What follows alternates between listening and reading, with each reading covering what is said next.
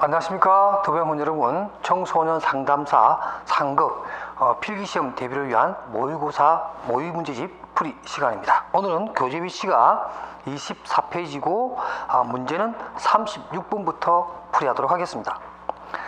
이렇게 문제가 나왔네요. 다음 중 의사소통 장애의 특징에 대한 설명으로 옳은 것입니다. 자, 옳은 것, 틀린 것, 거리가 먼 것, 적절하지 않는 것.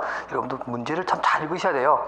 옳은 것을 찾아라고 하는 건지, 바르게 묶인 것을 찾는 것인지, 아니면 잘못 묶은 것을 찾아야 되는 것인지, 이런 것들 지문 여러분 푸실 때 항상 옳은 것, 틀린 것 할 때는 거기다 동그라미를 하시든가 X를 해서 물어보는 방향이 부정적인 것을 찾는 것인지 긍정적인 것을 찾는 것인지를 정확하게 여러분들 알고 문제 푸는 게 좋겠습니다.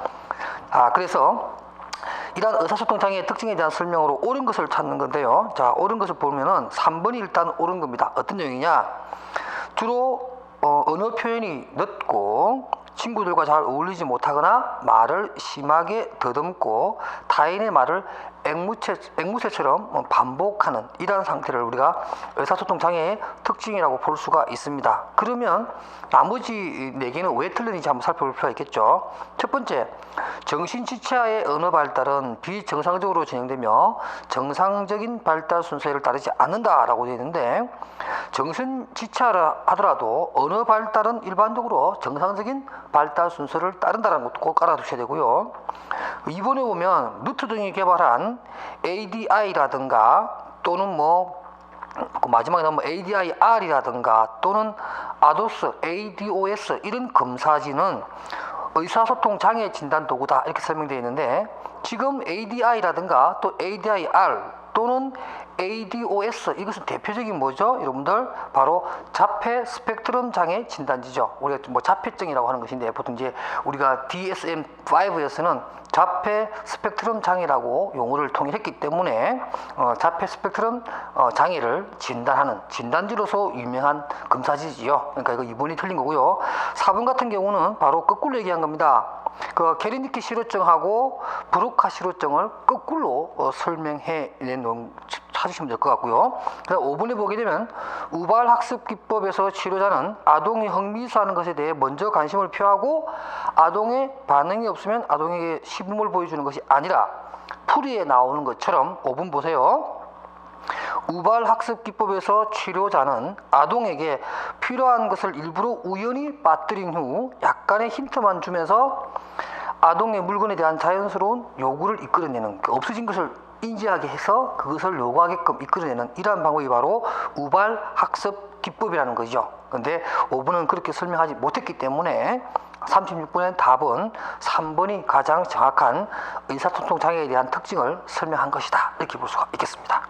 37번입니다. 다음 중 사이의 성인기 인지 발달 단계 중 자신이 가지고 있는 흥미와 가치를 기준으로 문제 및 과제를 실제로 선택하는 단계입니다. 여러분 잘 알다시피 이 사회라는 분도 성인기에 해당되는 인지 발달입니다. 그러니까 피아제의 단계 그 이후로 성인기에도 인지 발달이 일어난다라고 하는 그러한 측면에서 바로 첫 번째 획득 단계는 피아제의 단계를 다 인정하는, 다 수용하는 그 1단계에서 획득 단계가 있고, 두 번째는 성인 초기에 나오는 성취 단계로서 주로 취급을 구하는 단계, 그 다음에 책임 단계, 그 다음 실행 단계라고 해서 그 일부는 지도자급이 될 수 있고 그것도 사회적 책임성을 가지게 되는 그러한 실행 단계가 있고, 마지막에는 바로 재통합 단계가 해당되는데, 바로 37번의 지문의 내용은 바로 재통합 단계에서 그야말로 어떤 노년기 때 하게 되는, 그래서 흥미와 가치 또는 신체적인 여건이라든가 여러 가지 주변적인 상황을 다 고려해서 그러한 것을 기준으로 문제 및 과제를 선택하는 단계는 언제냐 하면 바로 재통합 단계다 하는 문제. 좀 까다로운 문제인데요. 30번 문제 여러분들 꼭 알아두시기 바랍니다. 꼭 그 재통합 단계만 얘기하는 것이 아니라 획득 단계부터 재통합 단계까지가 간략하게 설명했던 내용들 여러분 반드시 기억해 주시기 바랍니다. 그 다음에 38번입니다. 영악이 기억상실증의 원인에 관한 설명으로 옳지 않은 것입니다. 네거티브한 것을 찾는 거죠. 그래서 옳지 않는 것은 2번입니다. 왜 틀린지 볼까요? 영악이의 기억은 오래되어 소멸되었기 때문이다. 영악이 때는 소멸된 상황은 아니고요. 영악이라고 하는 것이 이미 보통 뭐 0세에서 2세, 많아봐야 3세 정도 되거든요. 그 전에 3세 이전에 어떤 우리가 기억을 하지 못한다라고 하는 것은 뭐 소멸된 것이 아니라 그야말로 인출할 수 있는 능력이 전혀 없는 거예요. 그러니까 3세 이전에 기억을 할 수 못하는 것은 언어 습득이라든가 또 자아감 획득이라든가 또 여러 가지 어떤 대뇌피질이라든가 특히 해마와 같은 이러한 어떤 생물학적인 구조가 또는 그러한 어떤 그 능력이 완전히 기억을 할 수 있는 그런 상태가 아니라는 거죠. 끝까지 발달이 덜 돼 있는 상태예요. 그러니까 소멸되는 것이 아니라 기억될 수 없는 것이라고 보면 됩니다. 그래서 영악의 기억은 오래되어서 소멸되는 것이 아니라 기억될 수 없는 것으로 본다. 이렇게 해야 맞는 문장이라는 거죠. 좋습니다. 그럼 39번 문제입니다. 영악이 신체 발달에 대한 설명으로 옳은 것을 모두 고른 것은 해서 나와 있는 내용 중에서는 가, 나, 라가 맞고요.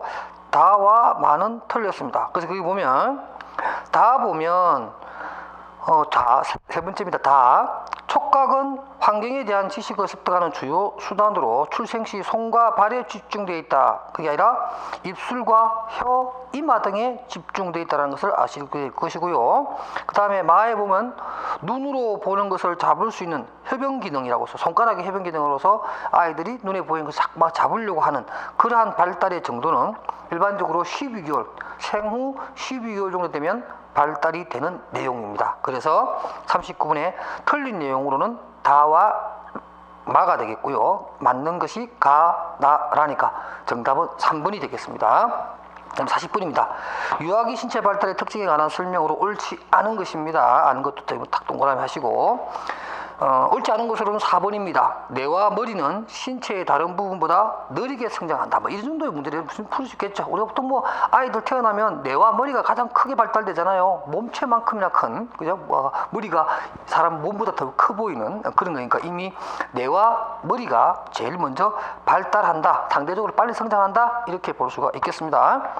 그 다음 41번 문제입니다. 동물 행동학적 이론과 애착에 관한 설명으로 옳지 않은 것. 자, 우리 애착하면 뭐 볼빛 이런 분이 나오고 또 에인스 워즈 같은 분들이 이제 생각이 탁 나죠. 그래서 41번에 5번 보면 볼빛은 애착을 측정하기 위한 낯선 상황 실험 장치를 고안했다. 자, 낯선 상황을 만들어서 실험한 학자가 누구죠? 바로 볼비가 아니고 에인스 맞습니다. 여러분 해설에 나와 있는데 이런 것이 틀렸고요. 나머지 1, 2, 3, 4는 맞는 얘기니까 참고로 꼭 봐두시기 바랍니다. 42번입니다. 친사회적 행동에 관한 설명으로 옳지 않는 것에서 2번에 보게 되면 다른 사람보다 자신의 욕구에 더 관심이 많다. 이것도 사실 여러분들 잘 보세요. 문제 속에 답이 있는 겁니다. 친사회적 행동을 하는 행동에 있어서 설명을 하는데 자기 욕구에 더 관심이 많은 것은 어떤 대인관계에 있어서 장애 내지는 문제가 발생할 수 있겠죠. 그러니까 이건 이번에 지문을 딱 읽는 순간 다른 사람보다 자기 자신의 욕구에 더 관심이 많다. 이것은 친사회적 행동과는 좀 배치가 되는 행동이라고 할 수 있잖아요. 그죠? 이것은 바로 답이 보인다. 이렇게 볼 수가 있겠습니다. 그 다음에 43번 문제입니다.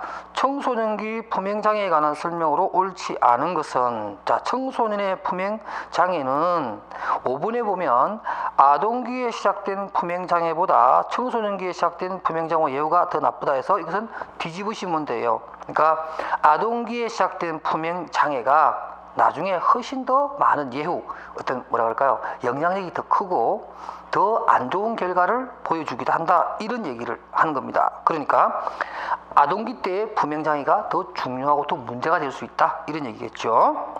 그 다음에 44번 문제입니다.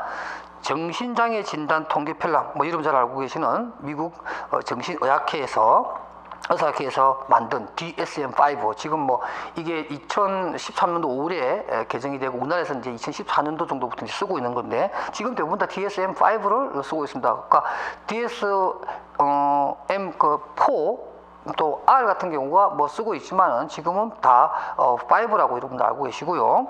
이 5에서 많이 정리가 됐습니다. 꼭 여러분 한번 참조를 보시기 바랍니다. 여기에 conduct disorder, 그러니까 품행 장애 진단 기준에 해당하지 않는 것으로 해서 이러한 품행 장애 진단 기준은 DSM-5에는 3개의 기준이 있어요. A 기준, B 기준, C 기준 3가지가 있는데 그 각각에는 타인에 대한 공격성이라든가 기물 파괴, 사기나 절도 또는 심각한 규칙 위반 등을 포함하고 있습니다. 그러나 언어폭력은 그 판단 진단 기준에 포함되어 있지 않다는 거 이참에도 꼭 알아두시기 바랍니다. 그럼 45분입니다. 사춘기의 신체 생리적 발달에 관한 내용으로 옳지 않은 것을 찾는데요. 4번에 보겠습니다. 운동 능력 및 근육의 발달은 사회적 부적응과 일탈 행동의 주요 원인이 된다라고 되어 있습니다. 그러니까 이렇게 단정적으로 얘기하기가 참 위험하다는 거죠. 운동 능력이라든가 근육의 발달은 굉장히 중요한 거예요. 이것이 또 아주 긍정적인 어떤 그런 방향으로 나아갈 수 있는데 사회 부적응과 일탈 행동의 주요 원인이 된다. 그럼 뭐 운동 능력이 없거나 근육이 발달되지 않은 사람은 일탈 행동을 하지 않는 거냐? 그건 아니거든요. 그러니까 이것은 자연적인 발달의 문제지 이 단순히 운동 능력이 뛰어나고 근육이 발달됐다고 해서 사회적 부적응이나 일탈 행동의 어떤 주요 원인이 된다. 이렇게 얘기하기는 조금은 상관관계가 좀 떨어진다. 이렇게 볼 수가 있겠습니다. 나머지 1, 2, 3, 5번은 너무나 정확한 얘기이기 때문에 상대적으로 4번이 답으로 보입니다. 그럼 46번입니다. 아동기와 청소년기 학교 부적응에 관한 설명으로 옳은 것을 모두 고르시오 라고 되어 있는데 1번 한번 볼까요? 기억입니다. 학업 성적이 우수한 학생은 학교 부적응을 보이지 않는다. 뭐 공부를 잘한다고 해서 학교에 다 잘 적응하느냐? 그렇지는 않죠. 우리가 가끔 좀 슬픈 얘기지만 학업이 굉장히 우수하고 뭐 전교 뭐 탑에 들어가는 아이가 가끔씩 이렇게 뭐 자살한다라고 하는 어떤 그런 안타까운 얘기를 듣는데 이런 경우가 이런 문장으로 설명이 안 되죠. 그러니까 뭐 학업 성적이 우수하든 우수하지 않든 얼마든지 학교 부적응 문제는 누구에게나 있을 수 있는 문제다. 이렇게 보게 되면 기억은 틀린 거고요. 그 다음 니언, 디귿, 리얼은 맞는 내용이니까 답이 46번에 5번이 되겠습니다. 그 다음에 47번 문제입니다.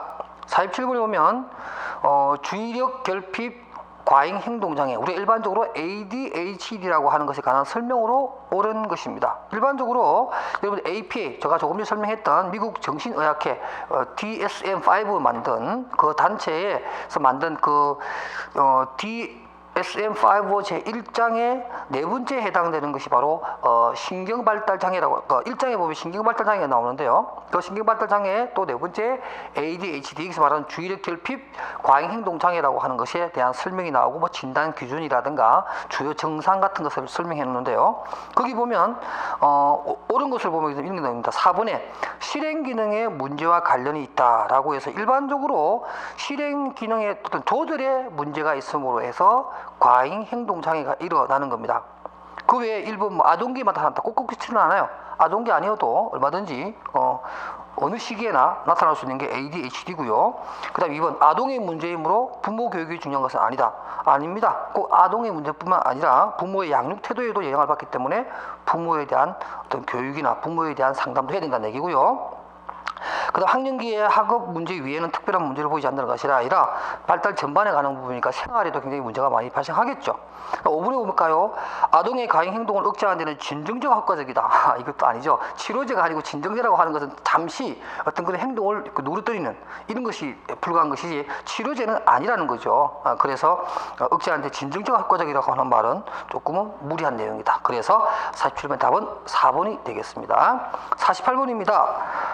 다음 중 불안장애 아동들이 보여주는 특정 공포증의 진단 기준에 포함되지 않는 것은 DSM-5 여러분들 한번 좀 공부하셔야 됩니다. 뭐 우리가 일반적으로 청소년 상담사 2급 같은 경우에는 이상 심리학을 공부하신 분들은 뭐 DSM-5에 대해서 많이 아시고 계시겠지만 상급에서는 사실 많이 다루지 않는데 가끔 이렇게 시험 문제가 좀 나옵니다. DSM-5에 대한 내용이 나오니까 보시고 특히 특정 공포증은 DSM-5 제5장의 세 번째 나오는 스페시픽 포비아라고 해서 뭐 동물에 관한 거라든가 또 사물에 관련된 거라든가 탈 것이라든가 사물, 자동차에 탑승하는 문제, 비행기 타는 것 이런 것들에 대해서 또 상황에 따라서 또 느끼는 불안 이런 것들을 우리가 특정 공포증이라고 해요.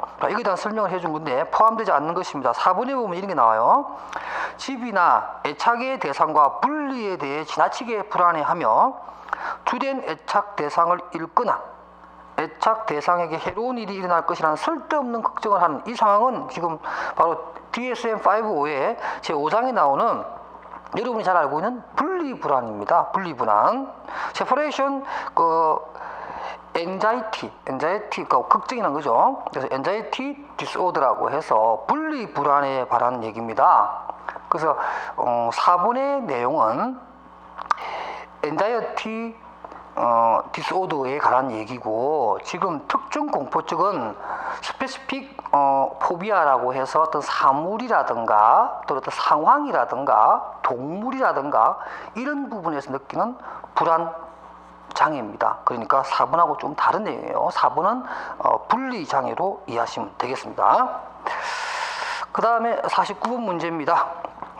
자폐 스펙트럼 장애입니다.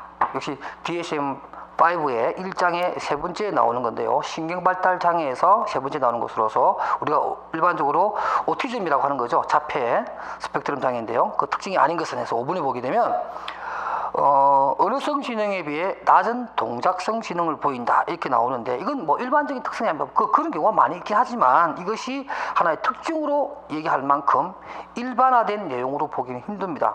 1번, 2번, 3번, 4번은 그와 반면에 그야말로 자폐 스펙트럼 장애의 독특한 특징을 보여주는 것인데, 5번은 좀 거리가 있다 이렇게 보겠습니다. 그 다음에 50번입니다. 다음에 진단적 특징을 보이는 정신장애는 해서 보게 되면 기이한 언어를 반복적으로 사용하고 발달 수준에 적합한 자발적 가상놀이를 잘 하지 못하고, 또 틀에 박힌 일이나 의식에 대해서 고집스럽게 집착하는, 이것을 바로 우리가 자폐 스펙트럼 장애라고 합니다. 그래서 위에 있는 내용과 49번과 59번을 통해서 이 자폐 스펙트럼에 대해서 정확하게 여러분들이 정리를 해주시기 바랍니다.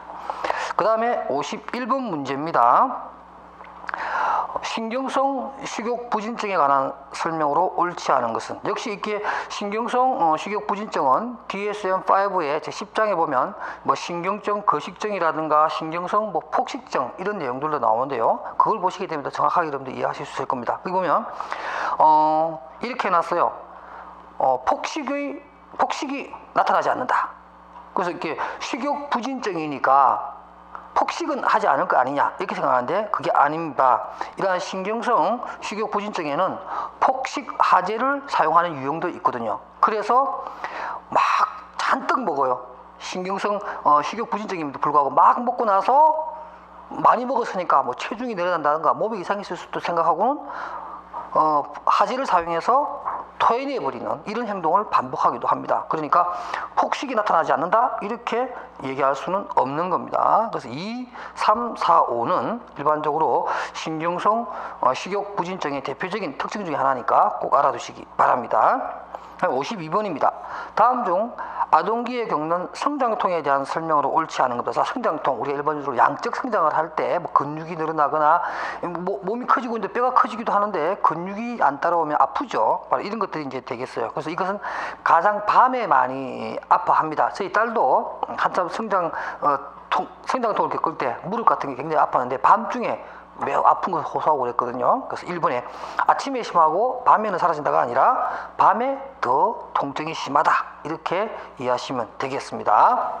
그 다음에 53번 문제입니다. 다음 보기에서 설명하는 영아기 발달 이상은 보기에 봅니다. 영아가 첫 돌이 되기 전에 잠자는 중에 갑자기 사망하는 현상, 또 전 세계적으로 1000명당 1명에서 3명의 영아가 이 병으로 갑자기 사망하며 우리나라에서는 발생률이 비교적 낮다. 다행이네요.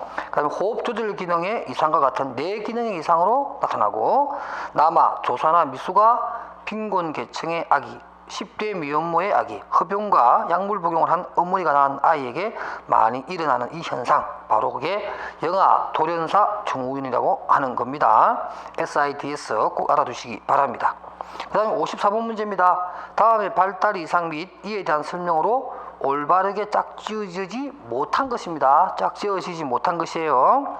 1번입니다. 다운 증후군, 여러분 많이 들어보셨죠? 다운 증후군이라고 하는 것인데, 다운 증후군의 가장 외연상에 보이는 특징 중에 하나는 다운 증후군에 걸린 사람의 경우에는 얼굴이 좀 납작하죠. 납작한 얼굴에다가 또 눈이 약간 양쪽으로 좀 찢어져 있고, 그 다음에 또 눈가에 이렇게 덕살이다 그런가요? 이렇게 눈 밑에 이렇게 지방이 막 이렇게 많은 그런 거 있고, 귀, 코, 입이 작고 또 키도 작고 손가락과 손가락과 발가락이 또 짧은 것이 특징입니다. 그래서 지금 그 1번의 설명에는 얼굴이 길고 당나귀형의 큰 귀를 가지고 있다는 게 아니라 얼굴이 납작하고 넓적하고 그 다음에 키나 손 같은 것이 작다라고 해야 다운 증후군에 대한 설명입니다. 그래서 1번이 틀린 거고요. 참고로 2번과 3번, 4번, 5번은 각각의 증후군에 대한 설명을 간략하게 해놓은 것인데 아주 잘 해놓은 겁니다. 이거 여러분 꼭 학습해 주시기 바랍니다. 이거 제가 따로 설명하지 않겠습니다. 있는 내용 그대로 여러분들이 암기하시면 될 것 같습니다. 그 다음에 55번 문제입니다. 다음 중 뇌의 구조와 기능에 대한 설명으로 옳은 것끼리 묶인 것입니다. 그래서 옳은 것끼리를 보면 기억과 니은, 뇌교와 연수에 관련된 내용은 맞는 내용 이런 거 그대로 이해하고 암기하시면 되고요. 다만 디귿과 리을의 경우에는 거꾸로 설명되어 있는 겁니다. 그러니까 디귿에 단기 기억과 장기 기억의 저장과 관련된 기억 저장과 관련된 것은 바로 해마입니다. 우리 뇌의 하나의 부분에 속하는 해마고요. 그 다음에 사람의 어떤 체온이나 배고픔, 피곤함, 또 희노애락이라든가 어떤 성적 충동, 식욕 조절 이런 것들과 관련된 것은 바로 시상하부에 해당되는 내용입니다. 그러니까 그 박스 안에 있는 디귿과 리을은 해마와 시상하부를 거꾸로 설명해 놓은 내용이라 두 가지가 다 틀린 게 된 거죠. 그러니까 답은 1번 기억과 니은만 옳게 설명된 내용이다. 이렇게 알아두시기 바랍니다. 56번 문제입니다. 다음 중 태아기의 특징으로 옳지 않은 것입니다. 다 태아기의 내용입니다. 3번에 보면 볼비 나옵니다. 애착이론의 대가죠. 볼비의 애착 형성 단계가 나타나는 시기다. 볼비의 애착 형성 시기는 영아기와 육아기 초기입니다. 그러니까 태아기가 아니라는 거죠. 태아기는 뭐예요? 엄마 뱃속에 아직 있는 거예요. 그죠? 이 상태에서는 애착이라고 하는 부분이 작동되지 않습니다. 그래서 영아기와 유아기 때의 얘기인데 갑자기 볼비의 애착 형성 단계가 태아기의 특징으로 설명해버리면 이거 말이 안 되는 거죠. 뱃속에 있는 아이와 어떤 애착을 물론 나름대로 어떤 엄마와의 어떤 그런 교감은 있을 수 있겠습니다만 그것을 애착이라고 보기는 힘듭니다. 그래서 56번의 답은 3번이 되겠습니다. 그래서 57번입니다. 태뇌 발달에 관한 설명으로 옳지 않은 것입니다. 자, 태뇌 발달입니다. 그래서 보게 되면 3번이 틀렸는데요. 왜 틀렸냐면 태아기는 신체 기관의 분화가 일어나는 시기다. 신체 기관의 분화가 일어나는 시기는 태아기가 아니고 배아기 때입니다. 꼭 아셔야 돼요. 이거 여러분들 태뇌 발달에 있어서 특히 신체 기관의 분화는 매우 중요한 시기이기 때문에 배아기라고 하는 얘기를 꼭 알아두시기 바랍니다. 58번입니다. 신경계 발달에 관한 설명으로 옳은 것입니다. 그래서 5번이 맞는 얘기인데요. 일반 거 놔두고 그럼 틀린 것부터 찾아봅시다. 1번 왜 틀렸느냐? 태아기 신경세포 증가는 정보 저장의 결과다가 아니고 발달의 결과지요. 정보를 많이 받는다고 해서 신경세포가 늘어나는 것은 아니니까. 그래서 신경세포 증가는 발달의 결과라고 볼 수 있겠고요. 그 다음에 시냅스의 선택적 소멸은 신경퇴화 현상이 아니고 5번에서 말하는 가지치기다 이렇게 이해할 수가 있겠고요. 그 다음 수초하는 정보 전달의 효율성을 낮추는 것이 아니라 높이는 작용을 한다. 이렇게 보시면 되겠습니다. 4번 대뇌 편제에 의한 뇌 가소성이 증가되는 것이 아니라 낮춰진다. 저하된다. 이렇게 보시면 되겠습니다. 편제하라고 하는 것은 한쪽으로 치우치는 것을 얘기하는 거니까요. 자, 그래서 58번의 답은 5번이 되겠습니다. 영아기 뇌 발달의 특징은 뉴런과 시냅스의 과잉 생산하고 난 뒤에 가지치기를 하는 이런 문제입니다. 그 다음에 등장하는 가소성에 관한 문제가 나오는데요. 59번. 그래서 아까 조금 전에 대뇌 편자에 대한 설명을 부가적으로 할 수 있을 것 같습니다. 59번 문제 볼게요. 다음의 특징을 나타내는 발달 개념은 해서 변화에 대한 역량이라든가 긍정적인 또는 부정적인 삶의 경험에 반응하여 변화할 수 있는 능력이라고 하는 것이고 환경이 정상화되면 위축된 발달이 다시 정상적으로 회복할 수 있는 역량입니다. 일반적으로 영어로는 나와 있는 것처럼 플라스틱시티라 그래서 가소성, 다시 돌아가는 힘 같은 거예요. 다시 돌아가는 힘, 이런 것들 얘기하는 건데, 3번이 제일, 세 번째가 잘 설명이 잘 되어 있는 거예요. 환경이 정상화되면 위축되어 있던 발달이 원래 정상적인 발달 궤도로 올라올 수 있는 역량, 힘, 이런 것들을 우리가 가소성이라고 합니다. 그러니까 뇌 신경 가소성 이런 것들이 있는데요. 뇌 같은 경우가 이제 빨리 돌아갈 수 있는 그런 역량을 갖추고 있다. 그래서 뇌 신경 가소성 이런 말 많이 씁니다. 바로 이 가소성이라는 개념 꼭 여러분들 알아두시기 바랍니다.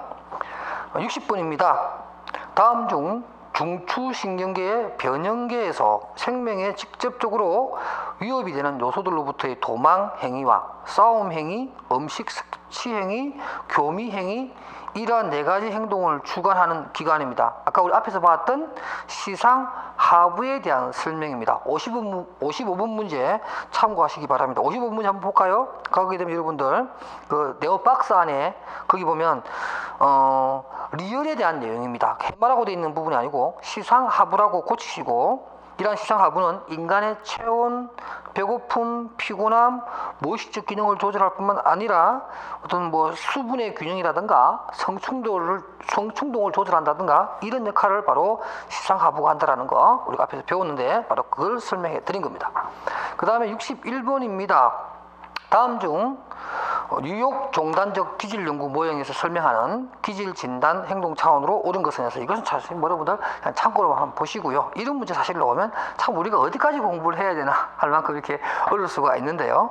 그래도 뉴욕 종단 기질 진단 행동 차원이라고 하는 이것은 우리가 일반적으로 기본 골격수도 좀 잘 다루는 그런 문제이기도 하기 때문에 여러분들 참고로 그 해설서에 제가 담아놨습니다. 좀 보시면서 일반적으로 기질 진단 행동 차원에서 보는 것은 바로 접근 깊이입니다. 여러 가지 보게 되는데 뭐 활동성이라든가 규칙성이라든가 또는 강도, 시격, 기분 또는 뭐 산만성 이런 거 다 보게 되는데 바로 여기 나오는 접근 깊이도 행동 차원에서 보는 내용이다. 이렇게 여러분들이 알아두시면 좋겠습니다. 62번 문제입니다. 다음 중 영아기 발달에 대한 설명으로 올바른 것을 모두 고르시옵니다. 자, 영아기 발달에 대한 설명입니다. 그래서 지금 틀린 내용이 라와 마인데요. 영아기입니다. 라 보면 성유형에 맞는 행동을 학습하기 시작하는 시기, 이때는 유아기 때입니다. 영아기는 0세에서 2세 사이니까 정말 감도 없는 거예요. 그러나 유아기 때는 어느 정도 성에 대한 어떤 그런 인식을 하게 되는 시기가 되겠고요. 그 다음 마 보면 피아제의 전조작기에 해당된다라고 되어 있는데, 전조작기가 아니고 유아기, 그러니까 전조작기는 어디죠? 유아기에 속하는 내용이잖아요. 그죠? 영아기가 아니고. 그래서 전조작기는 보통 유아기로서 2세에서 7세 사이를 얘기하는 겁니다. 그러니까 마도 틀린 얘기니까 맞는 얘기는 가와 나와 다에 해당되는 내용 세 가지입니다. 그래서 62번의 답은 1번이 되겠습니다. 자, 이렇게 해서 또 세 번째 시간을 62번 문제까지 풀어봤습니다. 다음 시간에는 63번 문제부터 풀이해 나가도록 하겠습니다. 여러분 수고하셨습니다.